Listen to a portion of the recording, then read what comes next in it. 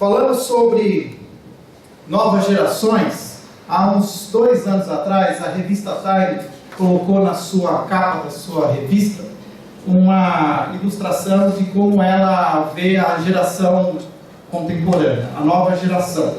E ela chamou a nova geração de Mimimi Generation. Eu não sei nem se mimimi em inglês significa a mesma coisa que mimimi para nós em português, mas eu acho que faz sentido também. É uma geração cheia de mimimi, né? Cheia de chorar, de dizer que não está feliz, que não tem satisfação, mas a ideia aqui é que é mimimi, quer dizer, né? Eu. A ideia de que são assim, aí ele coloca ali em inglês, não dá para você ler, mas esse conteúdo já vai ficar disponível para vocês também. Ali diz assim, eles chamam essa geração de millennials, né? Geração millennials é uma geração louca, entediada, narcisista, que continua morando com seus pais. Né? Isso é a foto que eles pegam da revista, mas isso tem a ver conosco. Hoje, quem aqui trabalha com jovens, adolescentes, percebe bem isso. E o nosso rebanho é esse. O rebanho que precisa ser acolhido, que precisa ser transformado, é esse. Uma coisa com relação à cultura que acontece muitas vezes, o Iver McManus fala isso, e eu não fui na palestra, mas já havia lido o livro dele, que existe em português, chamado, como é que é o nome do livro agora? Uma Força em Movimento. Diz que quando nós estamos numa igreja, nós nos sentimos confortáveis e a nossa tendência é que nós congelamos aquela cultura, porque aquela cultura é boa, ela satisfaz, e a gente congela e a gente mantém, faz das tripas corações para manter aquele jeito de ser de igreja. Só que o mundo continua indo, avançando, mudando, e a igreja não muda junto. E muitas vezes nós estamos dentro de igrejas, e em igreja nós estamos pastoreando uma cultura antiga, ou aplicando uma cultura antiga, sendo que a cultura é outra. A cultura é uma cultura desafiadora. Agora imagina eu que vou para uma igreja fundada em 1900, uma das 6 primeiras igrejas batistas, se eu não me engano, do Brasil. Ela é mais velha que a Ponte Preta. Esses dias eu vi o jogo da Ponte Preta, tem o brasão, tem lá assim, 11 de agosto de 1900. A primeira igreja batista de Campinas é 6 meses mais velha que a Ponte Preta. Vou tentar achar se o Adidas patrocina também, né? Esses tem uns ternos assim, de 3 listas assim. Mas, imagina o meu desafio. Eu estou pensando, quando eu falo para mim, pensa você, na sua igreja, pensa nos seus jovens, nos seus adolescentes. Se você quer ser pastor, esse é o foco, esse é o desafio. E essa geração, deixa eu ver aqui como é que nós vamos... 3 características aí que nós podemos falar do século 21. Podemos colocar muitas, mas eu sempre vou usar 3 pontos, tá? Não é porque eu sou batista não, mas tem na arquitetura e na geometria, 3 pontos estabelece um plano, 3 pontos torna uma figura geométrica rígida, tá? 3 pontos é o suficiente para manter o equilíbrio. Não sei porquê, mas Deus é Pai, Filho e Espírito Santo também. Tem alguma relação a essa história. Século 21, mercado global. Hoje você pode ir em qualquer lugar, as pessoas usam as mesmas roupas. Eu lembro quando eu era criança, eu pedia para o meu pai comprar um tênis para mim da Reebok, né, em Miami, que ele ia para lá trabalhar, então eu queria o tênis da Reebok, porque não tinha no Brasil. Hoje tem, hoje a gente escolhe, tem de todo tipo. Você vê na televisão algo que é no cinema, né, ele já promove o produto para vender em todos os lugares. O mercado hoje é global, há um excesso de informação. Hoje ninguém mais faz nenhuma pesquisa. Meus filhos não querem mais olhar livro, eles só querem olhar o Google. O Google é o professor dos meus filhos. Esses dias tá bom, já que vocês querem pesquisar no Google, ensinei eles a pesquisar no Google Acadêmico. Vocês conhecem o Google? Bom, então vocês vão para o Google Acadêmico procurar, né, trabalhos, teses, assim, artigos. Pelo menos tem um filtro, vocês podem pegar alguma coisa, porque hoje você sabe de tudo. E esse triângulo que forma com as redes sociais, então tudo ficou imediato. O terremoto no Nepal, em poucos minutos a gente sabe o que aconteceu e tem imagens. E tudo hoje é filmado. O primeiro fato histórico que houve assim uma filmagem e que até hoje nós vemos foi o assassinato do presidente John Kennedy. Quando foi? 63. Essa foi a primeira imagem que foi distribuída para todo mundo. A partir daquilo, nós começamos a ver o homem na Lua, o Muro de Berlim em 89, e assim vai todo, até que em 2001, todos nós vimos em poucos minutos as torres gêmeas sendo destruídas. O Sayão falou para a gente não ficar muito assim, ou sabe, mas o fato é que toda língua verá, né, todo olho verá, todo joelho se dobrará quando Jesus voltar, porque tem câmera em todo lugar. Jesus pode escolher descer na Conchinchina que a gente vai ver. A gente vai abrir o Google e vai aparecer lá. Já está tudo pronto. Há câmeras em todo lugar. O Big Brother está acontecendo. E essa é o nosso século. A nossa igreja, a igreja local que você pastoreia, que você ajuda, você é voluntariado, você é ministro, ela está envolvida nesse ambiente. Essas são algumas características. E as cidades, elas têm essa característica hoje. Uma coisa que talvez o Sayão falou, e eu sei que ele não falou isso, mas eu quero também aqui deixar pontuado. As cidades, apesar delas serem uma manifestação humana de pecado, as cidades não são más em si. A gente não pode ter ódio da cidade. O nosso ambiente hoje é um ambiente urbano. No Brasil, pelo menos 80% da população é urbana. No mundo, em 2014, o mundo passou a ser urbano, com 51% da população mundial em cidades. As missões hoje são urbanas.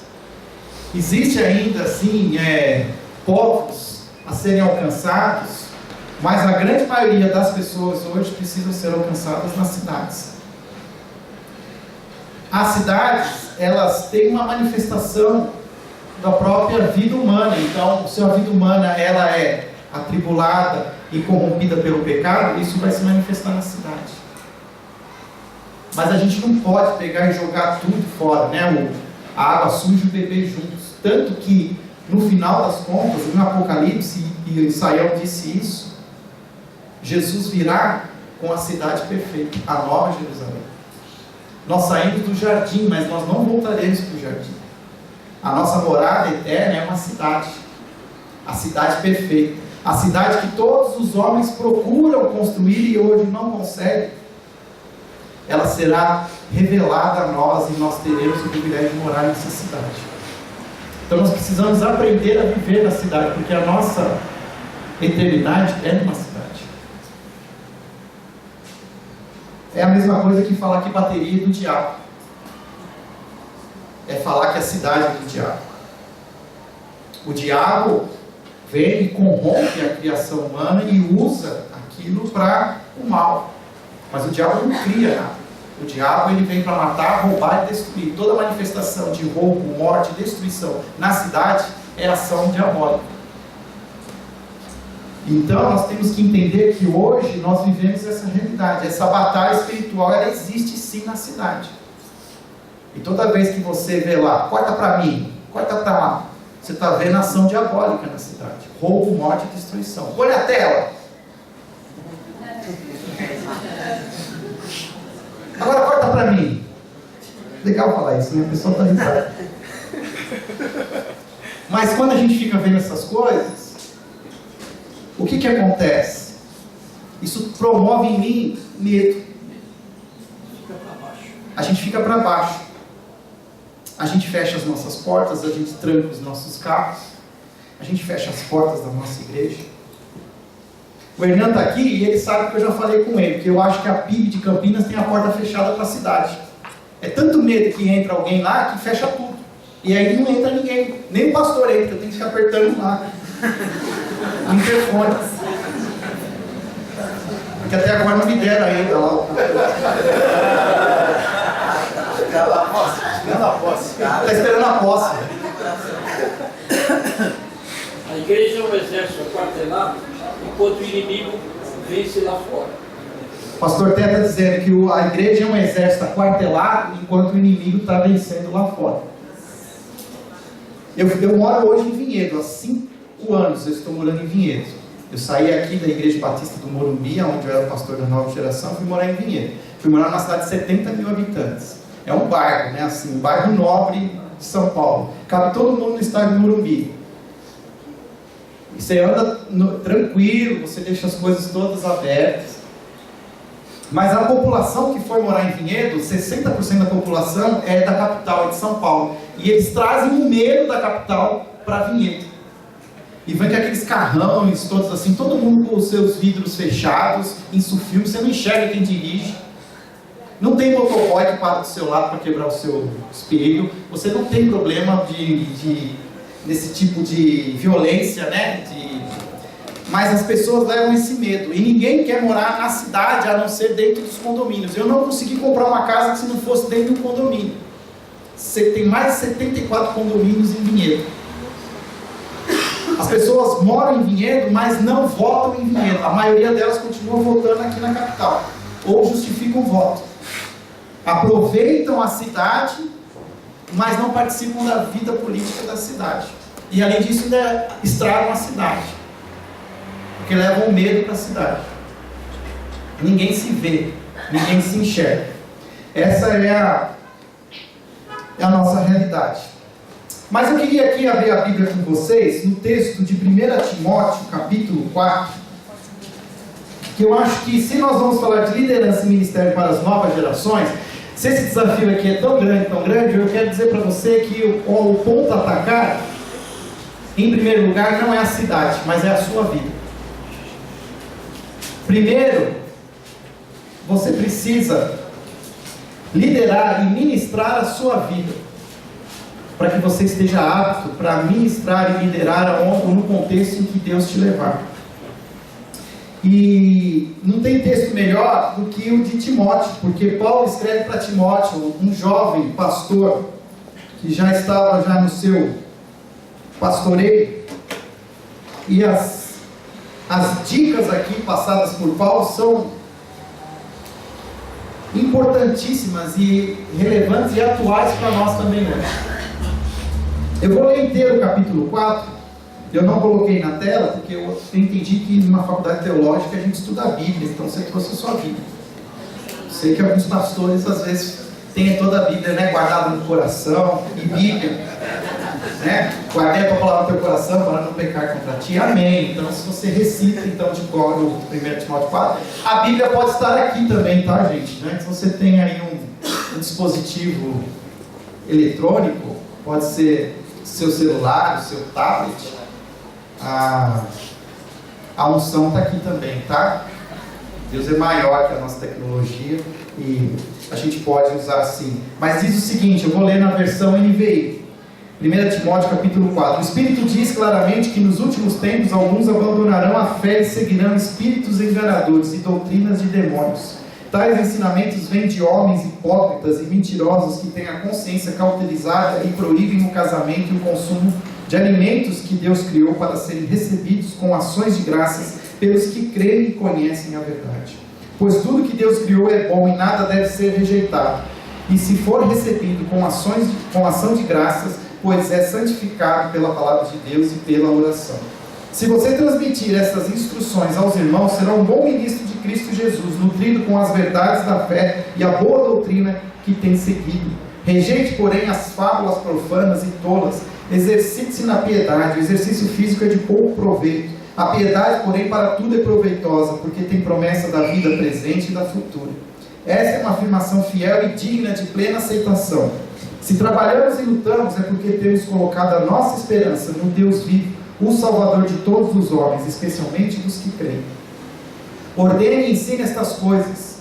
Ninguém o despreze pelo fato de você ser jovem, mas seja um exemplo para fiéis na palavra, no procedimento, no amor, na fé e na pureza. Até a minha chegada, dedique-se à leitura pública da Escritura, à exortação e ao ensino. Não negligencie o dom que lhe foi dado por mensagem profética, com imposição de mãos dos presbíteros.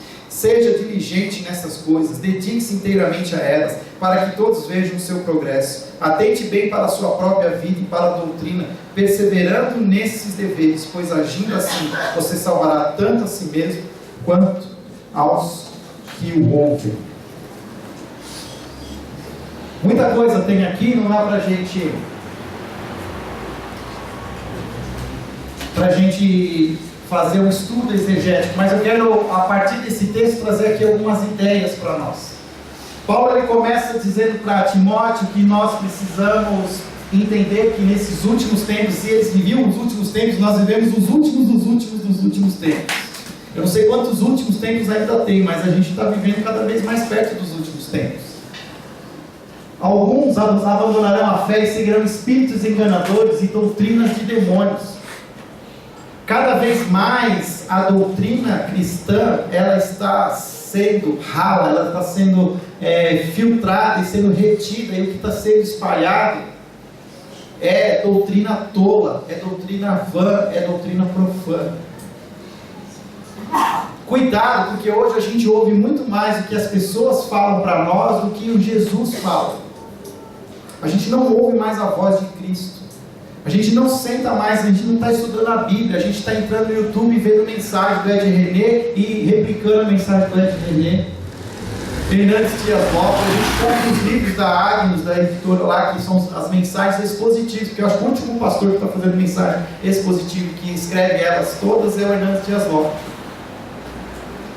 E a gente está copiando essas coisas. E a gente está filtrando e retendo a ação, inclusive, do Espírito Santo. Se não bastasse isso, existe, inclusive, uma doutrina demoníaca que está sendo ensinada na cidade. As pessoas hoje aprendem teologia nas telas dos filmes de cinema. Aí assiste lá os últimos personagens que aparecem no cinema, mas volta e meia também aparece algum outro tema apocalíptico, aparece algum tema, inclusive demoníaco e anjos. Então aprende angiologia, aprende essas outras coisas todas no cinema. E as nossas gerações mais novas estão aprendendo no cinema, estão aprendendo com as mídias sociais, aprendendo, e nós precisamos prestar atenção nisso. Uma coisa que nós não podemos deixar de pensar,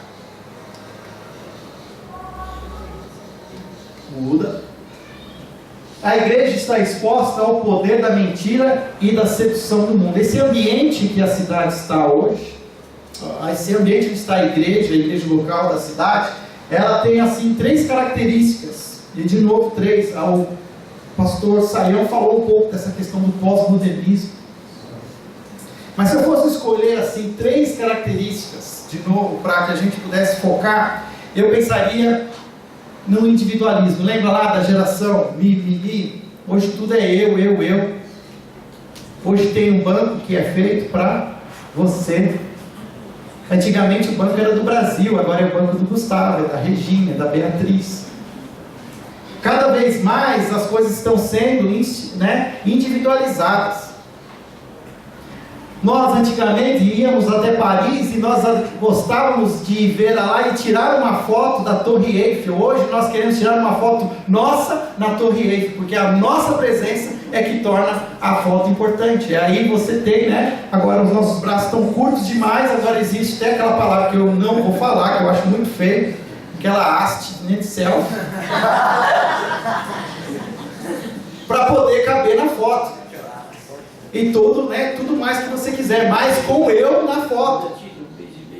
Nós estamos nos inserindo em todo lugar, e nós queremos as coisas para mim. Nós estamos consumindo pacotes individualizados. A minha geração assistia televisão, ele tinha aquelas séries de TV, aí eu só podia assistir de novo o próximo capítulo só na próxima semana. Agora o pessoal baixa tudo na internet, assiste tudo de uma vez. Eu tomava Todd chocolate, agora tem Todd Black, não sei o que, Todd Light. Tem um jeito, Todd do seu jeito. Conga, era que chute ou conga cabeção. Agora tem sempre um jeito diferente. Até agora as roupas são customizadas. Você coloca o seu toque pessoal nas suas roupas. E as pessoas estão indo para a igreja e elas querem uma igreja individualizada, que tenha algo para ela. E aí ela sai de lá falando assim: o louvor não falou comigo hoje, nem a palavra do pastor falou comigo hoje. Porque sempre é eu. E existe um individualismo cada vez mais forte. Outra marca, hedonismo. Hedonismo é essa busca pelo prazer. Eu estou assistindo MasterChef. Eu gosto de ver lá a bagunça. Eu gosto, na verdade, das broncas que os chefes de cozinha dão naqueles caras. Falam: não, eu queria ser um pastor assim, queria ser vocacionado, eu ia com bermuda, porque eu adorei essa parte. O cara chegou de bermuda lá para cozinhar. Aí ele falou assim: aqui é um local de trabalho, bermuda você usa na praia. Eu falei: nossa, eu queria falar tanto isso pro meu seminarista meu, né, que chega lá, ministro de louvor. O mundo está falando isso e a gente na igreja não está falando nada. Mas não é isso que eu quero dizer. Eu quero dizer o seguinte, que mas eu aprendo umas boas coisas lá. Não, vou pegar pesado também. Se os caras querem ser mesmo, então vou fazer até desistir. Se o cara não quiser desistir do né, é que ele quer ser pastor mesmo. Vou até pensar em fazer umas tatuagens aqui assim, saindo aqui.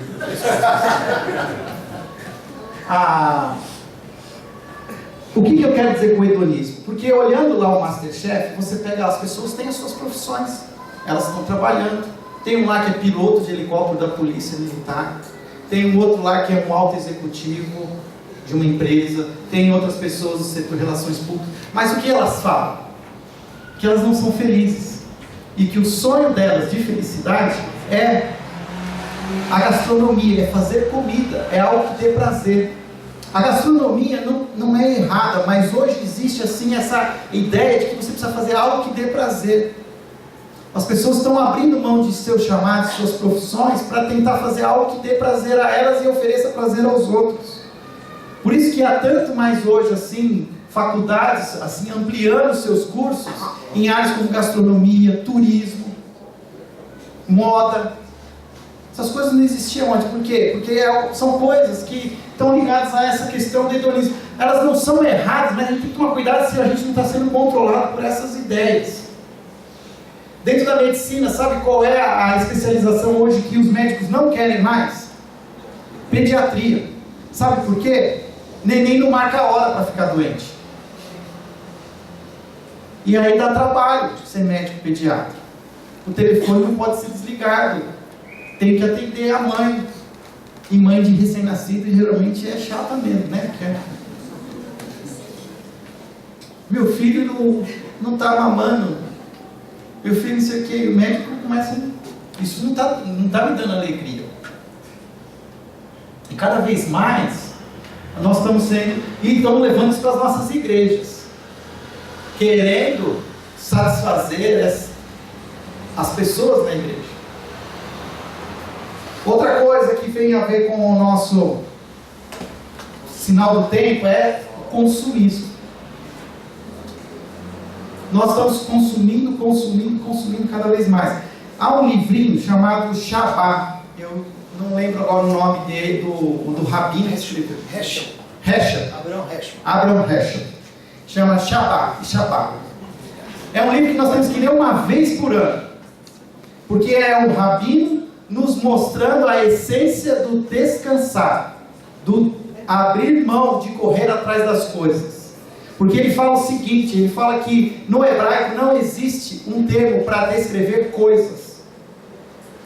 E o que mais a gente faz nos 6 dias é correr atrás das coisas. Eu trabalho para ter coisas. Eu ganho dinheiro para ter coisas. Eu viajo e eu compro coisas. Eu não quero mais viajar para contemplar a natureza. Eu quero viajar para Miami para comprar coisas. Eu não quero mais ir na Torre Eiffel, só ver a Torre Eiffel. Não, eu tenho que comprar uma Torre Eiffel. Nem que seja uma pequenininha assim, um chaveirinho, mas eu compro. Porque nós somos fascinados por coisas. Nós não conseguimos mais ir na praia e nos satisfazer em aproveitar a natureza. Nós já saímos de lá olhando as plaquinhas, já compra assim, podia comprar uma casa aqui, né? Podia ter uma... E conforme o seu poder aquisitivo, você quer comprar uma ilha, um barco. Nós estamos perdendo aquela essência do contemplar, do aproveitar, porque a gente está consumindo, e todos nós sonhamos em ter um padrão de consumo americano. O padrão de consumo americano consome 6 planetas terras. Se todos no mundo global consumissem como os americanos, nós não estaríamos mais aqui. Um comeu o outro, o outro comeu um. Porque não tem matéria-prima suficiente para suprir um consumo desse. E nós estamos consumindo. Um tema que não está nas nossas igrejas hoje, mas ele precisa ser o tema, é a questão da sustentabilidade. As igrejas precisam ter consciência verde. Sei lá que nome que você vai dar como é isso. Mas os meus filhos, quando eu estava na escola, ensinavam para a gente que o petróleo ia acabar. Aí tinha o pró-álcool lá, né? O petróleo está até agora aí. E está até baixo o barril. Está dando prejuízo para a Petrobras. O que está acabando é a água. E nós já estamos sentindo na pele. Os meus filhos aprendem na escola que está acabando a água. Outro dia eu estou lá tomando banho lá, enxagando o cabelo, e o meu filho, pai, olha a água do planeta. As novas gerações têm já uma paranoia, e nós não estamos pensando nisso. A gente está consumindo. Esses dias eu fiquei pensando assim, que uma calça jeans consome não sei quantos litros de água para se fazer o stonewash. E a gente não tem consciência. Sabe o que está me dando hoje assim, arrepio? É aqueles canudinhos. Que já é o plástico, já é o canudinho. Aí os caras pegam o plástico e envolvem o canudinho com outro plástico. Aí eu já vejo aquele plástico na garganta da tartaruga já, né? Porque vai em alto mar. Porque plástico não some, né? Eu sei que eu estou sendo paranoico, mas eu acho que a gente precisa pensar sobre isso. Nós precisamos conversar, dialogar sobre essas situações. E nós estamos vivendo isso, e nas nossas igrejas nós estamos também. O consumismo é a palavra de ordem na nossa igreja. Pastor, tem que comprar. Tem que ter isso. E esse rabino, eu até perdi o rabino aqui, nem sei mais que oração que eu estou falando, está tranquilo. Esse rabino, ele diz assim, a essência lá, quando Deus criou o sétimo dia, ele diz assim, e Deus separou e santificou o dia. Depois que ele criou tudo, e tudo foi muito bom, inclusive o homem e a mulher, ele poderia ter no sétimo dia separado alguma coisa para ser santificado. Vou separar esse monte, essa montanha, esse rio, essa lagoa, ela vai ser santa. E Deus separou o tempo. E nós, aos domingos, nós não sabemos mais separar o tempo para Deus. Nós continuamos aos domingos correndo atrás das coisas. Eu era pastor da nova geração no Morumbi. Tinha pais que deixavam os filhos no Morumbi Kids e iam fazer compras no Carrefour. Porque no domingo, qual é o melhor dia para fazer compras? Qual é o dia que todo mundo vai no shopping passear? Os shoppings são as igrejas do século 21.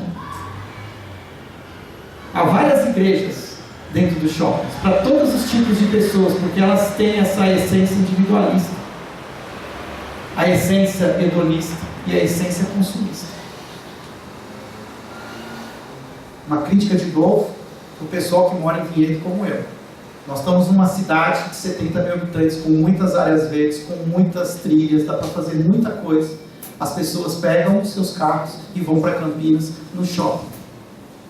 Ninguém sabe aproveitar a cidade e os seus recursos naturais. A gente vai no shopping. Nós precisamos repensar isso.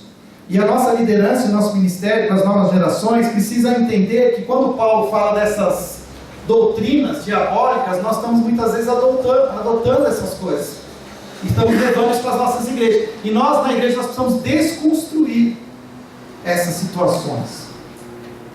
Assim, 1 Coríntios capítulo 3, versículo 13, a gente sempre sabe que 1 Coríntios fala, capítulo 13. Mas olha como ele termina o capítulo 13, o versículo 13. Assim permaneçam agora esses três, a fé, a esperança e o amor. O maior deles, porém, é o amor. Quantas coisas tem aí?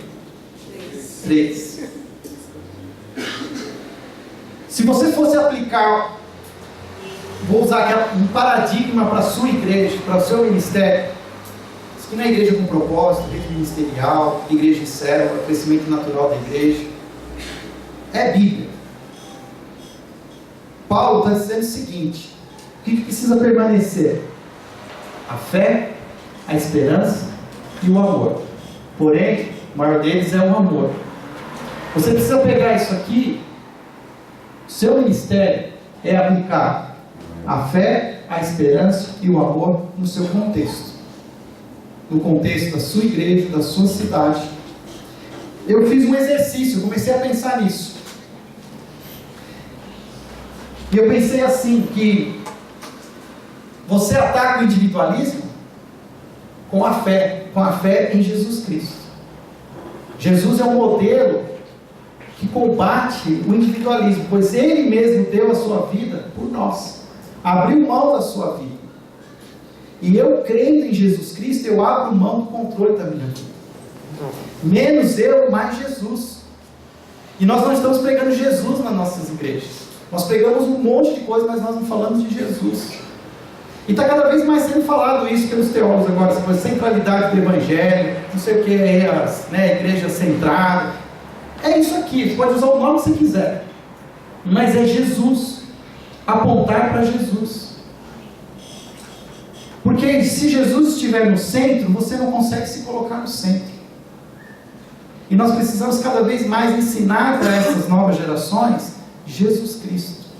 As novas gerações, o pastor Sayão falou assim: se eles quiserem ver religião, eles ligam a televisão, está cheio de gente falando de religião.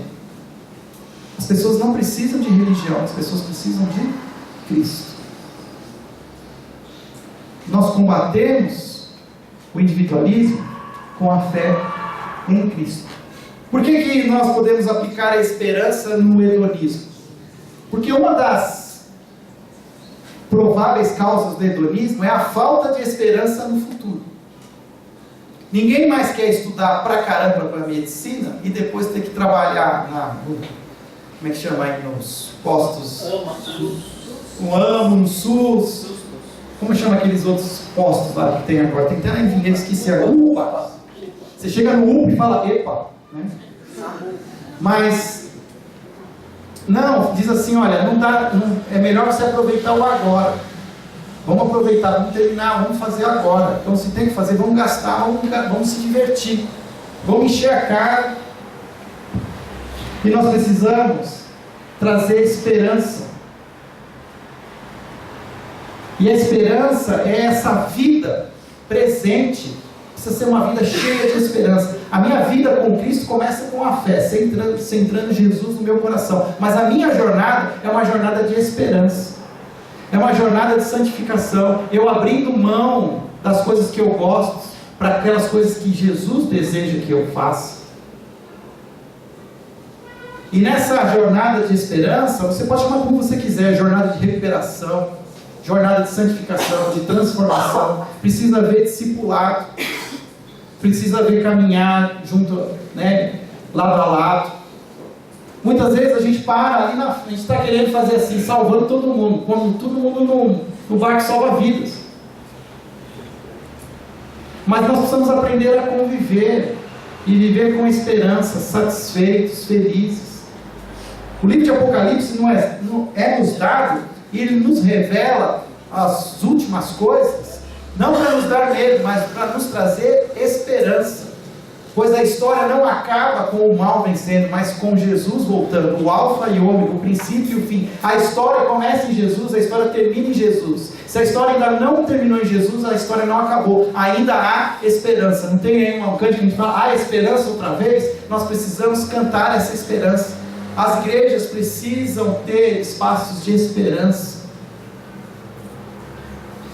Fiz um trabalho muito bacana em Vinhedo, com aquela ferramenta chamada Celebrando a Recuperação. Alguns talvez aqui na capital conheçam mais. Celebrando a Recuperação é uma ferramenta que o Rick Warren lá, junto com um cara chamado John Baker, desenvolveram. Mas esquece a ferramenta, vai para os princípios. Os princípios começam com a questão lá de você entender que você não pode, Deus pode. se eu deixar.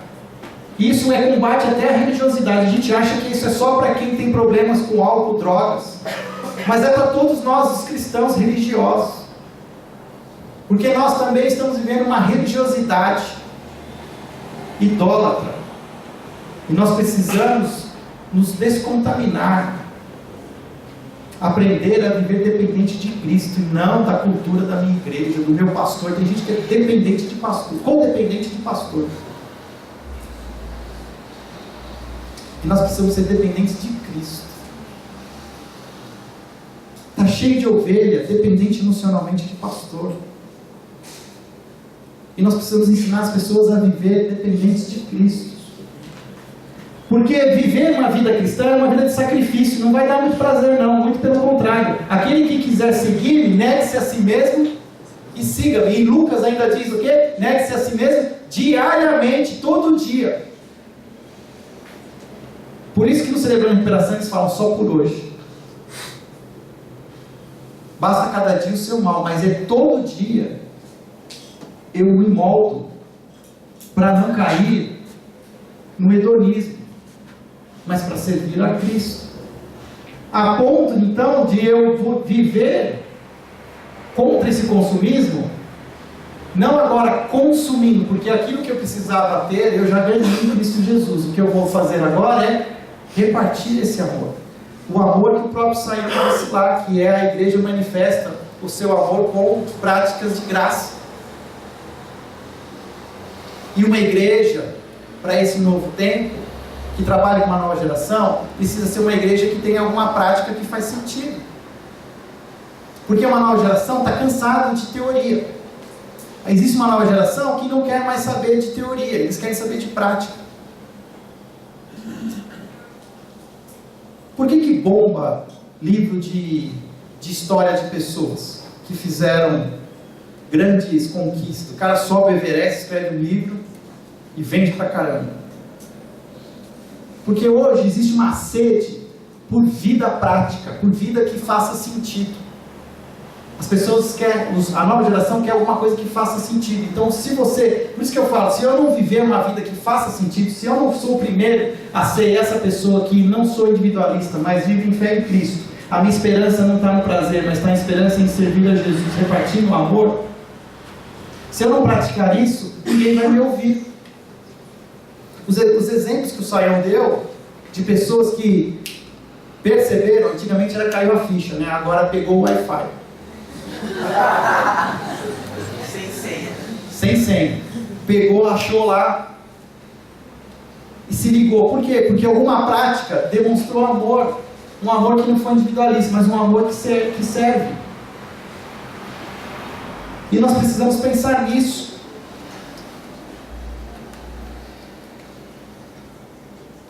Continua lá em Timóteo, versículos 6 e 7. Se você transmitir estas instruções aos irmãos, será um bom ministro de Cristo Jesus, nutrido com as verdades da fé e da boa doutrina que tem seguido. Rejeite, porém, as fábulas profanas e tolas, e exercite-se na piedade. E aqui, queridos, nós precisamos ensinar fé, esperança e amor, e ensinar isso na prática. E eu só posso ensinar na prática se eu praticar, e se eu for um bom praticante, se eu for um bom exemplo. E ele fala, essa piedade, essa é uma palavra mais fora de moda hoje, é piedade. Piedade ficou muito ligada com a ideia de você ter misericórdia. Mas piedade vem de uma qualidade de uma pessoa pia. Esse rapaz, ele é pio. Ou seja, é alguém centrado em Deus, em Cristo Jesus. Ele depende de Deus. É uma pessoa piedosa. Ela busca Deus em primeiro lugar na sua vida.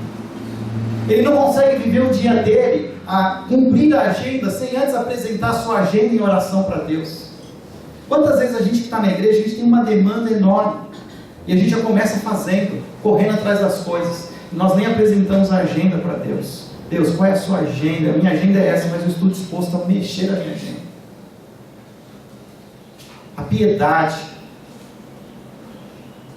Hoje nós precisamos viver essa prática piedosa. As pessoas precisam, a gente está querendo vestir roupas, mostrar que nós temos coisas, que nós temos igreja. Nós precisamos mostrar a nossa vida de piedade para as pessoas. E ele fala,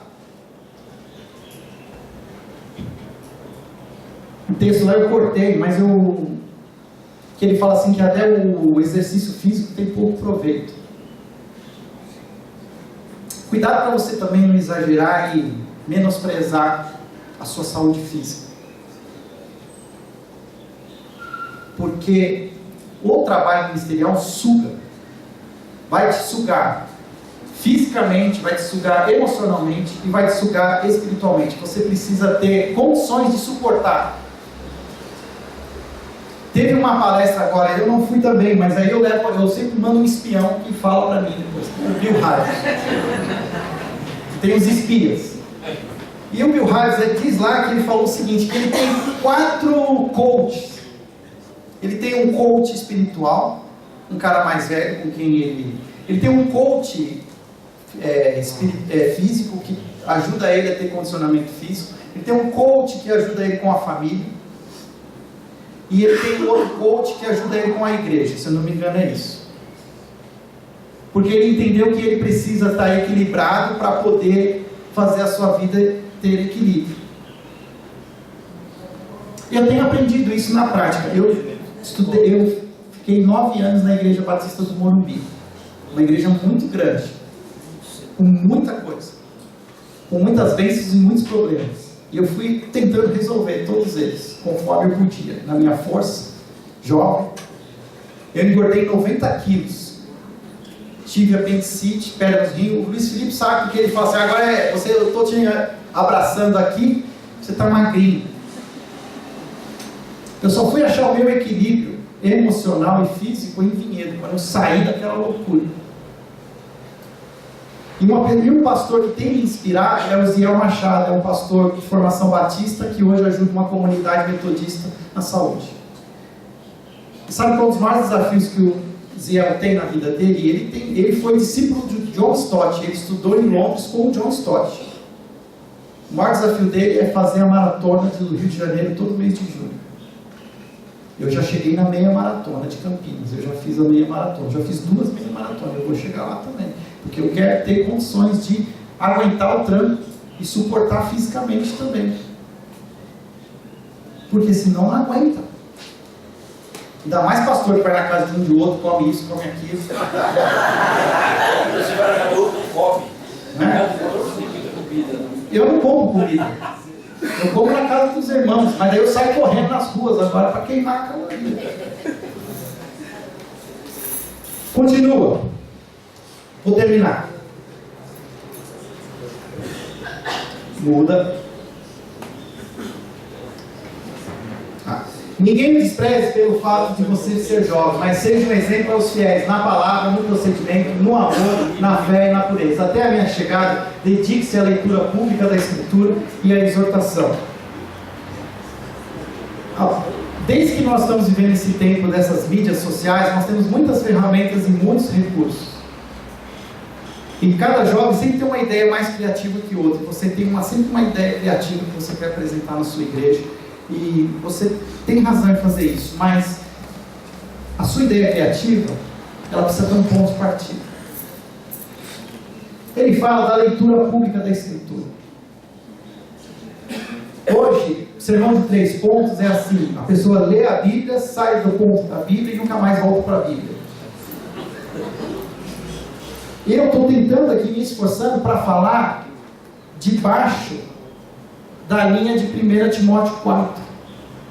Se você quer ser um bom ministro para as novas gerações, dedique-se ao ensino da palavra, à ministração das Escrituras, leia as Escrituras. Quando eu estava aqui na casa, na aula de homilética, o professor ensinou que, sabe qual é a parte mais importante do sermão? É a leitura da palavra.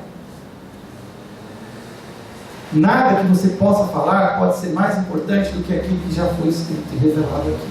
E precisa ser dito, ser falado. Como crerão, se não há quem pregue, quem fale? A fé vem pelo ouvir. Por último, cultive essas coisas. Aqui eu peguei a versão A Mensagem, uma versão contextualizada, contemporânea. Cultive essas coisas, mergulhe nelas, todos perceberão quanto você amadureceu. Fique firme em seu caráter, em seu ensino. Não se desvie, apenas fique firme. Você e seus ouvintes vão experimentar a salvação. Se a última palavra eu posso dar, liderança e ministério para as novas gerações, você precisa liderar você mesmo e ficar firme nas promessas de Jesus. E as pessoas verão que a sua vida. Isso eu tenho experimentado. Eu tenho vivido isso na minha vida. Não é a minha competência, não é a minha didática, mas é o meu compromisso com Deus. Sabe o que fez Daniel permanecer firme na Babilônia? Se tinha um lugar que era corrompido, era a Babilônia. E Daniel ficou, passou Nabucodonosor, passou o filho de Nabucodonosor, veio os outros reis. Sabe quantos anos tinha aproximadamente Daniel quando ele entrou na cova dos leões? Pelo menos uns 80 anos. Ele não era um molequinho, não. Ele já era o Senhor. Mas ele ficou firme. E o que eu tenho entendido, sabe onde está o nosso sucesso ministerial? É a nossa vida de integridade. Mantenha-se íntegro e Deus banca você. Mantenha-se íntegro e as responsabilidades deixe para que Deus cuide de você. Daniel tinha uma vida de oração e o que eu tenho aprendido é piedade, vida de oração e integridade. E se eu não vivo isso na prática, tudo que eu falar não vai valer nada, porque as pessoas precisam ver isso em mim. Piedade e integridade. E permaneça firme. Permaneça firme.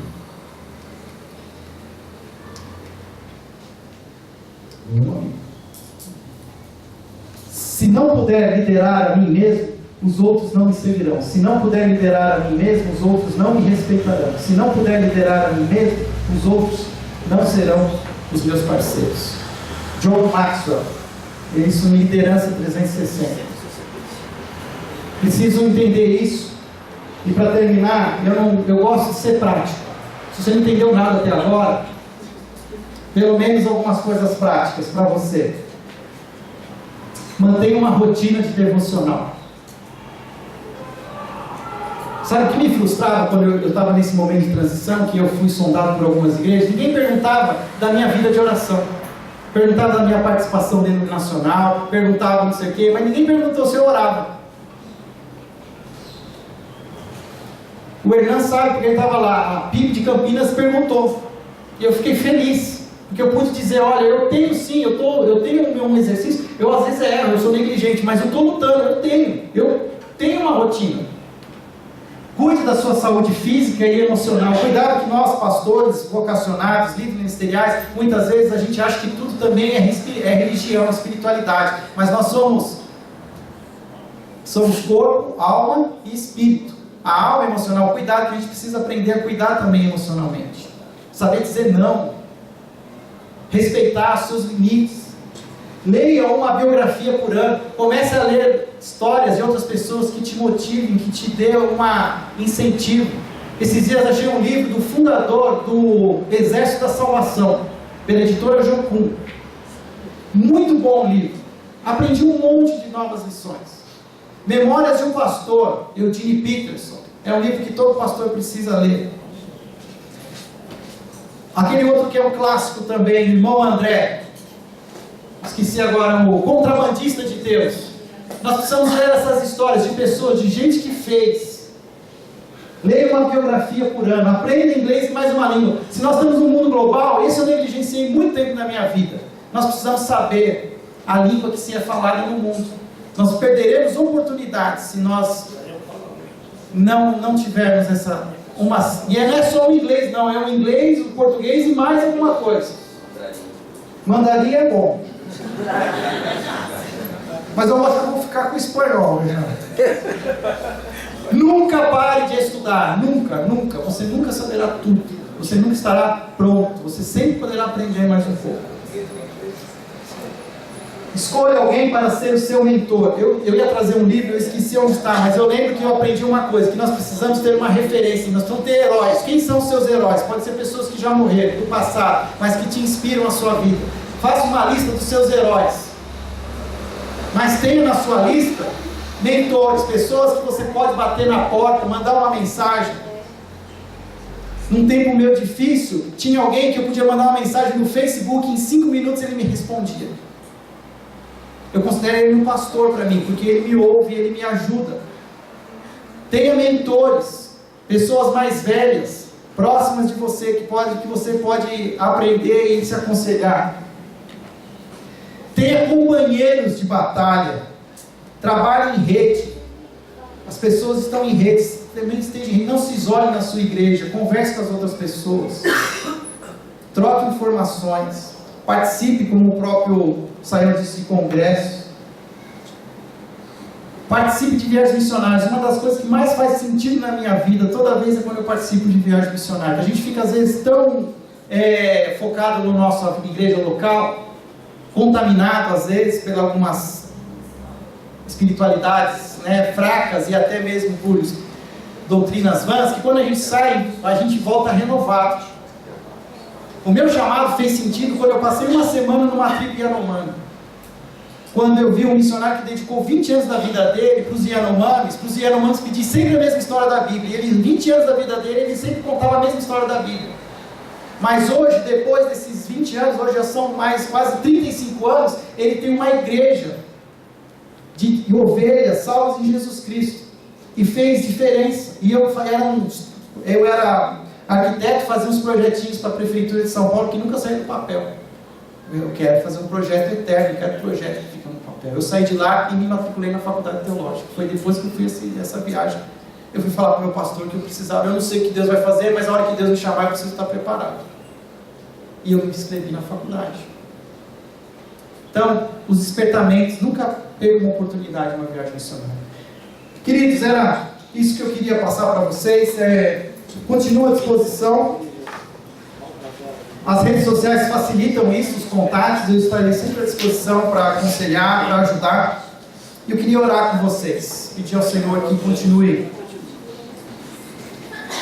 dando sinais da graça, sinais da bondade na sua vida, no seu ministério, confirmando as intenções do seu coração. Senhor, quero agradecer por esse tempo. Obrigado pelo modo precioso como o Senhor fala aos nossos corações. Obrigado por essa manhã. E que essa palavra que nós ouvimos aqui, Senhor, seja de fato uma semente que seja plantada em nossos corações e brote, Pai. Que frutifique. Que nós não possamos, Senhor, regular os nossos ouvidos para ouvir a sua voz. Ouvir o teu Espírito. Abençoa cada um aqui, Senhor. Cada um tem uma história, tem um chamado, tem uma convicção, tem um descontentamento santo. Pai, comprova isso, dê sinais da tua bondade, abra as portas que o Senhor deseja que sejam abertas. Também, Senhor, eu te peço que o Senhor feche as portas que o Senhor não deseja. E que nós possamos enxergar os sinais da tua bondade, da tua graça. E possamos repartir, Senhor, essa bondade, essa graça nos nossos ministérios. Em nome de Jesus. Amém.